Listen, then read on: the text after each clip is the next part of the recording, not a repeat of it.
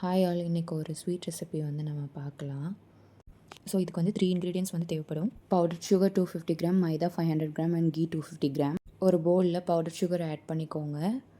Next வந்து மைதா, இதை வந்து சலித்து சேர்த்துக்கோங்க. அப்போ தான் வந்து எந்த ஒரு லம்ஸும் இல்லாமல் வரும். நெக்ஸ்ட் இதோட மெஷர்மெண்ட்ஸ்லாம் வந்து எக்ஸாக்டாக வந்து ஃபாலோ பண்ணணும்.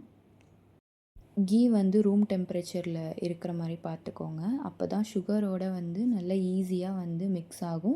தோவும் நம்மளுக்கு வந்து நல்ல ஸ்மூத்தாக வந்து கிடைக்கும். லாஸ்ட்லி இந்த தோவை நல்லா மிக்ஸ் பண்ணால் சாஃப்டாக வந்துடும். இந்த மாதிரி சப்பாத்தி கல்லை வச்சு லைட்டாக ஃப்ளாட்டன் பண்ணிக்கோங்க. அப்புறம் அந்த தோ மேலே இந்த மாதிரி டிசைன் மோல்டை வச்சு ப்ரெஸ் பண்ணிக்கோங்க. மோல்டு உங்ககிட்ட இல்லைனா கூட டம்ளரை வச்சு நீங்கள் வந்து ஷேப் பண்ணிக்கலாம்.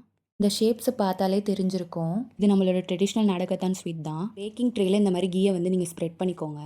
நம்ம செஞ்சு வச்சிருக்க அந்த ஷேப்ஸை வந்து ஒன்னோட ஒன்று கொஞ்சம் கேப் விட்டு அசெம்பிள் பண்ணிக்கோங்க. அவனை வந்து நீங்கள் 10 மினிட்ஸ் ப்ரீ ஹீட் பண்ணிக்கோங்க. வந்து 5 to 6 மினிட் நல்லா பேக் ஆகணும். பேக் ஆக ஆக இந்த மாதிரி நல்லா பஃபாக டபுள் ஆகி வரும்.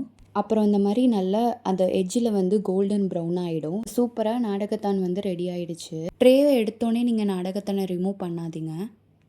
ஒரு 2 to 3 மினிட் ஃபேன் கீழே வச்சுட்டு அப்புறமா நீங்கள் இந்த மாதிரி எடுத்துக்கலாம். மேலே நல்லா சாஃப்டாகவும் கீழே நல்லா கிறிஸ்பியாகவும் இந்த மாதிரி வந்திருக்கும்.